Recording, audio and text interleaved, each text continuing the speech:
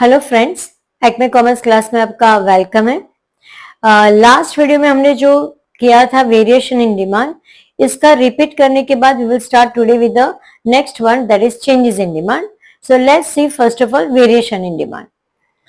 Variation in demand क्या था? वो the price is variable and other factors are constant, right? तो other factors जो कांस्टेंट होते हैं, दैट कांस्टेंट मीनिंग कि आपके जो टैक्सेशन पॉलिसी गवर्नमेंट की है या आपके जो इनकम है वो सब कांस्टेंट रहेगा। Divide into two part, expansion in demand and contraction in demand.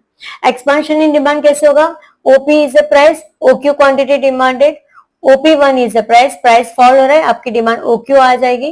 Price rise हो रहा है तो वो प्राइस क्या होगी? Demand will become less. So when the from A to B it is expansion in demand, from A to C it is contraction in demand. Now we'll see the detailed explanation of the changes in demand. Now what is changes in demand? अभी आप यहाँ पर variation in demand और changes in demand का हम explanation देख लेते हैं वापस एक बार। क्या डिफरेंस है? वेरिएशन इन डिमांड में क्या था कि price is variable and other factors are constant. मैं वापस यहाँ पर लिख रही हूँ कांस्टेंट। क्यों कांस्टेंट? क्योंकि यहाँ पर हमारे जो taxation policy of the government है, income, taste, habit, fashion, advertisement, जो भी हमारे डिटरमिनेंट्स ऑफ डिमांड में क्या था वो सब कांस्टेंट है। तो क्या चेंज हो रहा था? हमारी प्राइस चेंज हो रही थी। Meaning this is your Y axis पे प्राइस है एंड एक्स एक्सिस पे हमने क्या लिखा था? Quantity demanded. Now OP is a price, हमने क्या देखा था? OQ quantity demanded. और जैसे प्राइस फॉल हो गई, कम हो गई, OP1 हो गई तो हमारी डिमांड बढ़ गई OQ1।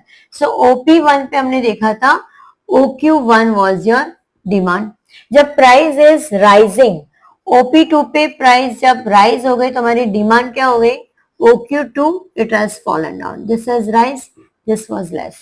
So this was your expansion, demand expand हो रही, ज्यादा हो रही, contraction मतलब कम हो रही थी। Now changes in demand. तो changes in demand में क्या है? Other factors are variable. आपके जो अदर फैक्टर्स वो चेंज हो रहे और प्राइस इज कांस्टेंट, प्राइस आपकी सेम ही होगी। और फिर आपकी डिमांड होगी increasing demand and decreasing demand. जब प्राइस राइज और फॉल होता है तो उसको बोलते हैं एक्सपांशन एंड कॉन्ट्रैक्शन। बट जब आपकी प्राइस सेम होगी, कांस्टेंट रहेगी, तो that we say the word increasing demand and decreasing demand. Other factors are variable मतलब गवर्नमेंट की पॉलिसी चेंज हो रही, उसके कारण आपकी डिमांड इंक्रीज या डिक्रीज हो सकती है। इनकम आपकी कम ज्यादा हो जाएगी तो आपकी डिमांड भी इंक्रीज डिक्रीज होगी। या टेस्ट, हैबिट, फैशन, एडवर्टाइजमेंट, जितने भी फैक्टर्स हमारे डिमांड को डिटरमाइन करते, डिसाइड करते, वो सारे फैक्टर्स के कारण आपकी डिमांड इंक्रीज या डिक्रीज हो जाएगी। व्हाट इज द अजम्पशन के प्राइस इज कांस्टेंट, राइट? तो हमें एग्जाम में, जैसे आपको लास्ट एग्जाम उसमें वीडियो में भी बताया था मैंने कि this was your question number 6 of your 8 marks in March 2022 में आया था ये, राइट? 22 में जो स्टूडेंट्स ने अपियर किया था तभी उन्होंने ये आंसर 8 मार्क्स के लिए लिखा था। तो उसमें आपको ये इसका पूरा एक्सप्लेनेशन होगा। You can draw combined figure, you can draw separate. Last video में मैंने अलग अलग डायग्राम्स दिखाए थे, ये वीडियो में मैंने कंबाइन करके दिखाया। कंबाइन दिखाने का एक रीजन ये भी है कि अगर बोर्ड एग्जाम में आपको डिस्टिंग्विश आ रहा है, कौन सा distinguish? Variation in demand and changes in demand में, तो आपको ये कंबाइंड डायग्राम आप ड्रॉ करोगे तो चल जाएगा। So today I have shown with the combined diagram. आज हम देखेंगे चेंजेस इन डिमांड के सेपरेट डायग्राम। तो चेंजेस इन डिमांड क्या होता है? Increasing demand. Now what is increasing demand? पहले आप as usual X axis draw करोगे, फिर बताओगे Y axis. X axis quantity demanded and Y axis पे प्राइस है, राइट? अभी इंक्रीजिंग डिमांड कब बोलेंगे? When your price is remaining constant, meaning OP is a price और आपकी डिमांड इंक्रीज हो रही है। See the demand is rising, right? तो सपोज मैंने यहाँ पर ले लिया आपका ओपी प्राइस इज राइजिंग और क्वांटिटी डिमांडेड इज ओक्यू। आपका डिमांड कब जा रहा है? डीडी इज अ डिमांड का, राइट? ओपी प्राइस पे आप क्या कर रहे हो? ओक्यू क्वांटिटी डिमांड कर रहे हो। Now the consumer is buying more at the same price। आपको ऐसे डॉट डॉट में दिखाना है। You are going to show in the dot dot in the exam, उससे क्या पता चलेगा कि आपका ये नया डिमांड कर्व है. So quantity demanded rises to OQ1 and you will have a new demand curve. That is your new demand curve will be there. Your D2, D2, D1, D1 is your new demand curve. Meaning what? कि आपका जो नई demand है that is rising, right? आपकी जो नई demand वो shift हो रही है from what? From DD to D1, D1. That means in increasing demand, the demand curve shifts. Which side? Right side of your original demand curve. आप देखो ये मेरा राइट हैंड है, तो राइट हैंड का क्या है? शिफ्ट हो रहा है, राइट साइड में हो रहा है फ्रॉम द ओरिजिनल. ओरिजिनल मेरा क्या है? DD demand curve. So DD is a demand curve, original demand curve, and my the curve shifts to the right side of the, लिख के दे रही हूं मैं, demand curve shifts to right side of original demand curve, right? When your factors are variable. Variable मतलब are variable, when your factors are variable and that also favorable factors. I'll write it down the favorable factors, that will be better. So when your factors are favorable. Favorable मतलब what? कि आपके जो income है increase हो रही है, ज्यादा हो रही है, आप ज्यादा डिमांड कर रहे हो. टैक्सेशन पॉलिसी, गवर्नमेंट ने टैक्स कम कर दिया, आपके पास इनकम ज्यादा बढ़ गई, you are increasing demand.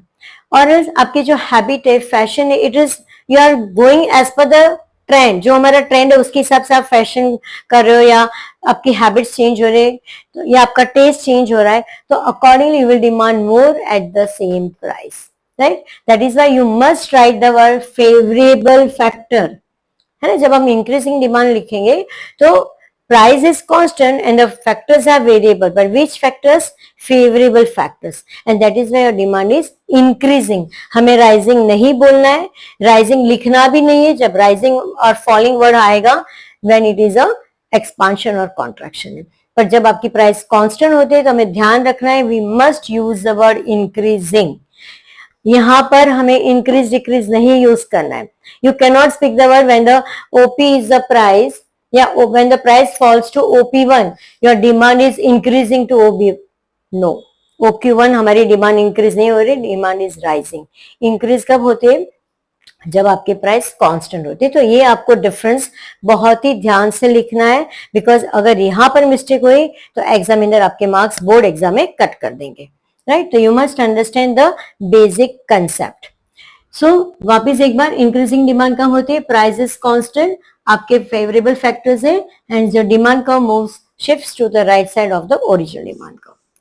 Now it is your next one is your decreasing demand, right? When your demand is decreasing demand, उसके exactly opposite हो जाएगा आपका, right? This is your favorable.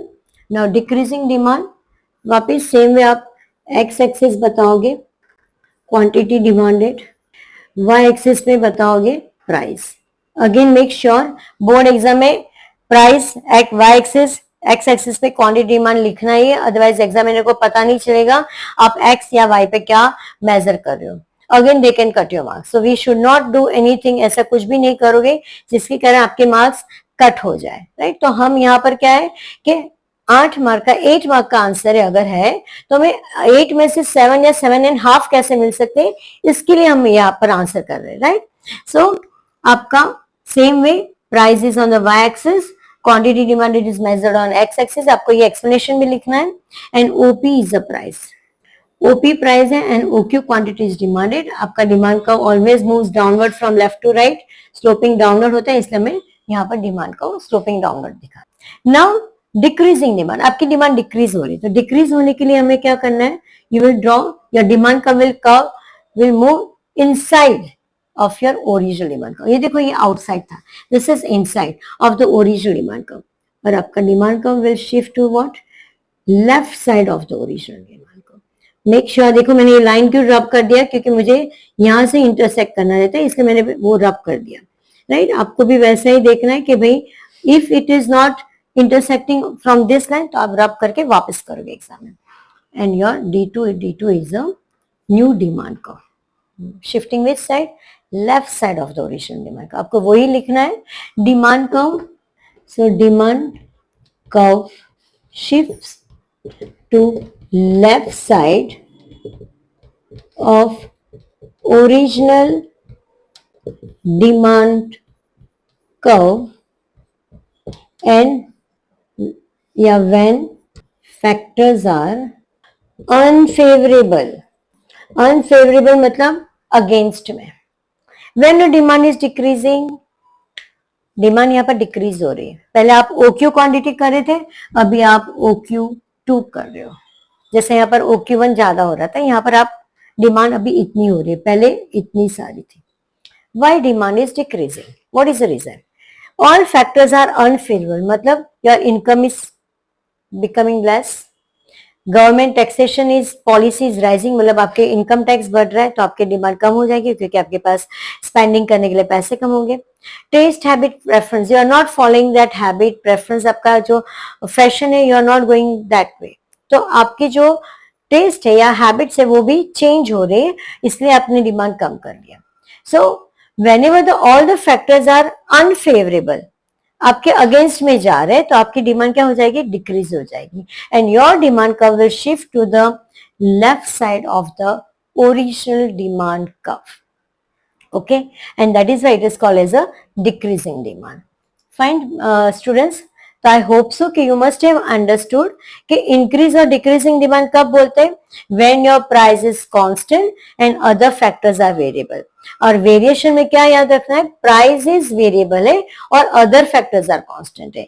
आप कंबाइन भी ड्रॉ करोगे तो चलेगा, बट अगर 8 मार्क का आंसर है तो आपको ये सेपरेट दिखाना है, जो मैंने लास्ट वीडियो में ऑलरेडी अपलोड कर दिया है, राइट। और ये जो आपका है कंबाइंड डायग्राम है जो आप डिस्टिंग्विश में कर सकते हो, इसको भी फ्रेंड्स आप कंबाइन कर सकते हो। आपको क्या करना है, इंक्रीजिंग डिमांड है वो लेफ्ट में राइट में दिखाओगे और डिक्रीजिंग डिमांड है आप एक यहाँ पर ड्रॉ कर दो, राइट, और वो डिक्रीजिंग डिमांड हो जाएगा। And then you can show the what difference between the variation in demand and changes in demand.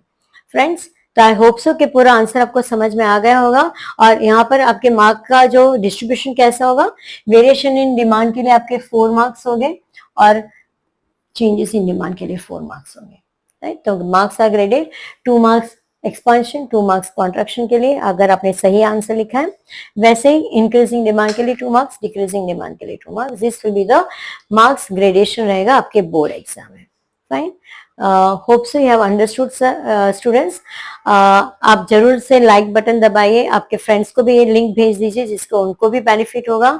और नेक्स्ट लेक्चर और या नेक्स्ट वीडियो में I will come with the next question of question number 6 का 8 marks का answer. Okay, thanks for